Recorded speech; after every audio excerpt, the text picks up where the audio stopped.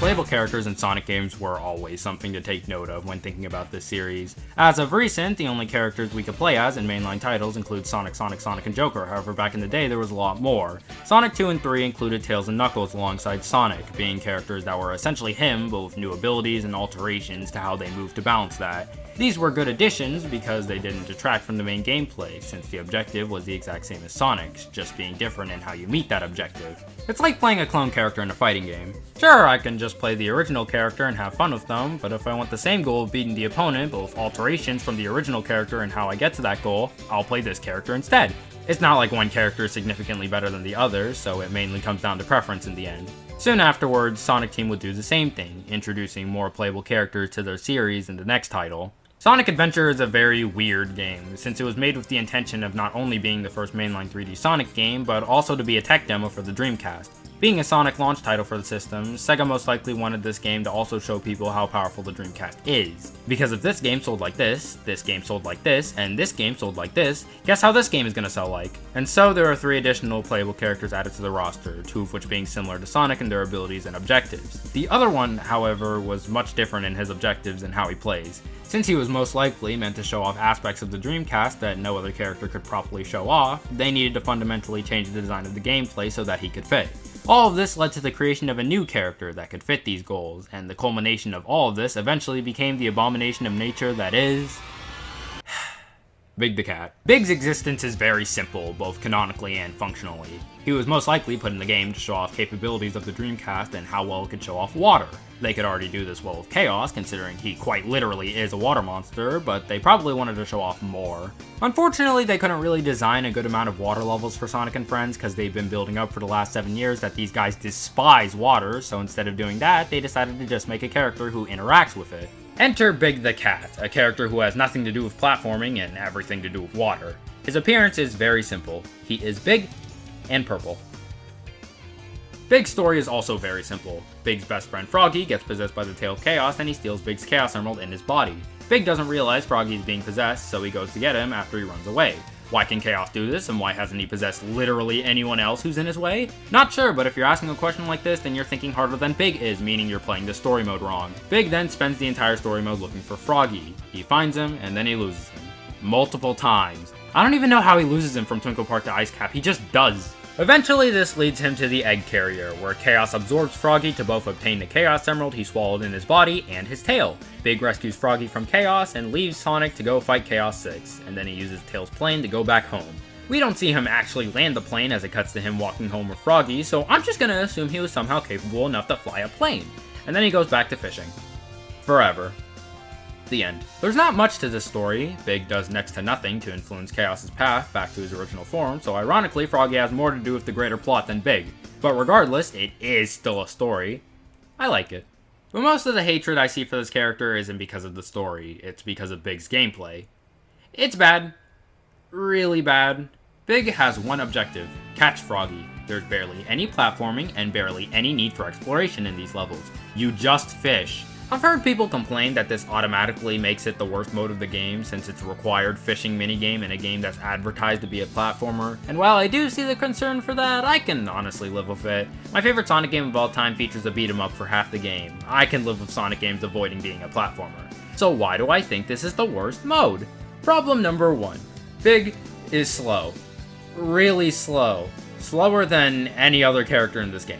Now, this isn't the worst thing in the world. Big's objective means he isn't going to be platforming a lot in these levels, but the sections you do platform in, and especially the hub world, feel just awful. Problem number 2.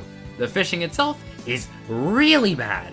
You have to be close to a pool of water to cast a line. When you throw it in, you can either reel it in or move the rod around. It's a guessing game where the rod's going to be sent when I move it. Sometimes I hit right and the line goes left. Sometimes I hit up and the line goes down. Nothing about moving this line is consistent. The only thing I'm sure of when I press my analog stick is that the line's not going to go right, because no matter what button I press, I have never been able to make it go right. And actually catching Froggy? I've had this thing right next to me at times, and he never manages to get attracted to the rod. And when he does get attracted, sometimes he just falls off, and I have to reset the situation over again. And over again. And over again. From my experiences, it took him multiple times to actually get on the line, and reeling him in was pretty easy afterwards. So that's Big's fishing. It kinda sucks because a lot of it just doesn't function, but maybe the levels themselves will actually be pretty good, right? right? First level is Twinkle Park. This level is pretty straightforward. You find Froggy in the pond, you reel him in. This took me 7.5 minutes. This level would be pretty simple and easy if the fishing was a lot better, but because it isn't, I had to spend most of my time being frustrated because Froggy wouldn't stay on the line. But hopefully the next level will be pretty good, right? 37 minutes.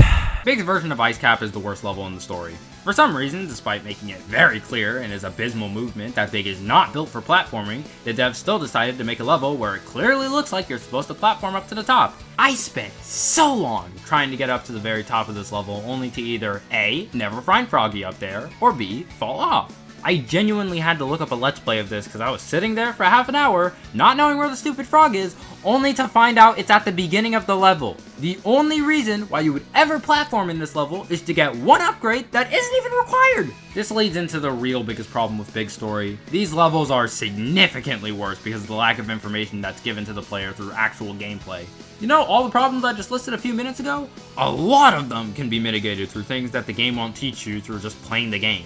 You know how I said controlling the rod sucks because I can barely move it? Well, that's because the point of moving the rod isn't to control it. It's to wiggle it around so you can attract the fish around you and Froggy. You know how I said Froggy will usually just break free from the rod if he gets attracted to it? Well, if you hold down as he clings onto the line, then this will never happen.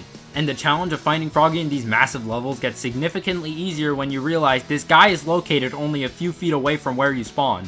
Like, I haven't even gone over the next level, Emerald Coast, but the hint orb in that level literally tells you about a secret passage in the stage, which draws you to try and find it. But when you eventually do find the passageway, it turns out that Froggy isn't even in the room it leads to. Instead, he's on the other side of the map. Wow, I am getting very angry about a tiny frog. And it's not like he's ever going to change his positioning. He stays in the same spot every single time, so there's not much use in exploring if you already know where he is. And even then, you wouldn't even want to explore anyways because, again, this character can barely move. These tips to make fishing more playable can be found in the instructions of the game, which admittedly I probably should have looked at before playing Big's game mode. So, okay. The fishing actually gets pretty functional when the game tells you everything you need to know about the mode. So what's the catch? This gameplay is way too easy when you actually know what to do. If I know Froggy's going to be at the beginning of the level every single time, it's going to take me 5 seconds to get to the objective. If I know Froggy's going to be attracted to the rod if I just wiggle it around and hold down afterwards, it's not going to take long for him to get attracted to the line. And remember how I said Froggy was already insanely easy to reel in? This is me doing it without any sort of strategy. I'm just holding down A. And all of this leads into how long it takes to beat these levels. On my first run, not knowing where Froggy was or how to reel him in, this mission took me 37 minutes. On my second run, this took me less than 40 seconds. Alright, so now the problem isn't that these levels aren't functionally sound. They're problematic in design and can be frustrating to play at first, but after understanding the game's mechanics and what I'm supposed to do, they actually aren't that bad. They're just really easy. Alright, I can deal with this. The last level in the game is Hot Shelter. You do some platforming that's insanely hard to mess up, you hit a switch, you catch Froggy, the end. The last thing you have to do is a boss battle against Chaos 6. You're not actually supposed to hit Chaos, you're just supposed to catch Froggy. This took me 30 seconds. And that's the end of Big's story. There are 4 levels and 1 boss, which doesn't sound like much, but it is more than Amy's for some reason. And after playing through all these levels and learning more about Big's gameplay, I've come to realize this isn't that bad. Yeah, sure, this felt awful to try and play when I was first getting into Big Story Mode, but as of now, these are pretty easy to do and I get some enjoyment out of fishing for 30 seconds apiece. Admittedly, I do wish Big was a little faster and there was actually some sort of difficulty curve to catch Froggy in these levels, but I can honestly live with that because the extra missions offer what I want. Granted, I beat these insanely quick and easy levels first. The extra missions ask that I catch a heavy fish along with catching Froggy as well. These are fun for me because now the actual aspect of catching fish takes a decent amount of skill since the fish are weightier. Now there's actually a challenge in getting these fish since if I reel too hard, Big's line will break and he'll literally die, but if I pull too little, I'll run out of line before the fish actually gets to Big. It takes actual strategy and patience to make sure Big gets some of the weightier fish to him, unlike Froggy where his insanely low weight that stays the same throughout the entire game made it mindless to fish for him every single time. This was fun, and of the extra missions in Sonic Adventure, this is the one that's objective was the most enjoyable for me, even being better than Big's actual missions in my opinion. Do I think Big is the worst character in the game? Honestly, I'm not sure. Because while I feel like, from a design standpoint, someone like Tails was probably objectively better, this was boring. I'm literally just going through hoops and exploiting Tails' flight for 30 seconds a game. There isn't much strategy or skill to any of this, and it's just mindless and unfun. Now, this kind of applies to big story too, but at least the extra missions make this a lot more fun for me.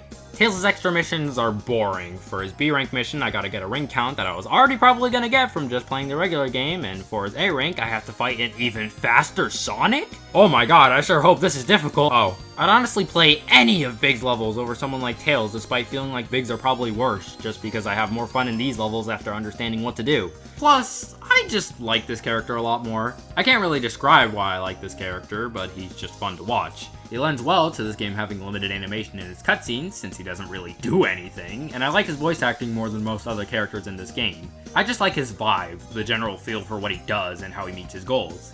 It's nice. In actuality, I just wanted to make a video talking about Big. Big's story and the creation of this video has allowed me to enjoy this character significantly more, and like Tails, significantly less. So yeah, this is a cool mode. I enjoy this character, despite the video mainly containing complaints about his gameplay, and I hope they plan to make something similar to this in a possible remake for this game. Pretty sure they're never making him a playable character in a future mainline title, considering the majority of the player base considers this game mode a disease, but hey, I can always be hopeful. Thank you all for watching the video. If y'all enjoyed it, feel free to subscribe. We're currently less than 100 subs away from 1,000 subscribers, so if you want to support me so that I can hit that goal, that would be nice. I'm going to try to make more Sonic content that I enjoy for a while, and I promise I won't spend months making a video like I did that one time.